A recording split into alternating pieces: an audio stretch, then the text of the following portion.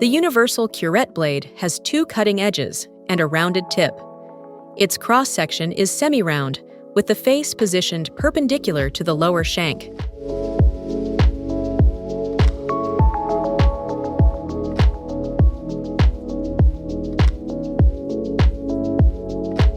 Place the blade on the lower instrument rest with the tip facing toward you.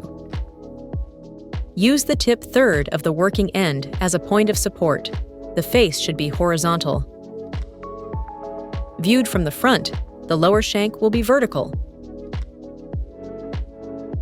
Place the tip at the center of the stone. Begin sharpening from the blade heel, continuing around the tip to the other side of the blade in one motion.